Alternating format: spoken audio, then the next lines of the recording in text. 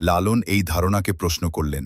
তিনি গাইলেন, জাত না গেলে পাবে না হরি, এই ভেবে তো আমি ভাবি, কোন জাতে কার আসা যাওয়া, বলতে পারো কেউ কি তাই?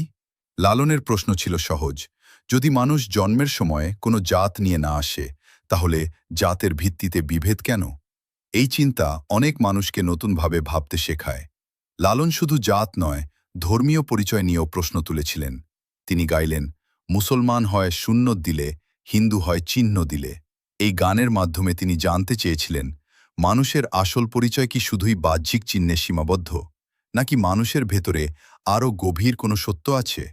তার এই প্রশ্নগুলো অনেকের কাছে চিন্তার খোরাক হলেও অনেকের কাছে ছিল বিতর্কিত। লালনের চিন্তাধারা সবাই গ্রহণ করেনি, তার সমালোচকও ছিল। সমাজের কিছু প্রভাবশালী ধর্মীয় ও সামাজিক গোষ্ঠী মনে করত তার বক্তব্য প্রচলিত ব্যবস্থাকে চ্যালেঞ্জ করছে। ফলে লালন ও তার অনুসারীরা বিভিন্ন সময় বিরোধিতা, সমালোচনা এবং সামাজিক বাধার মুখে পড়েন।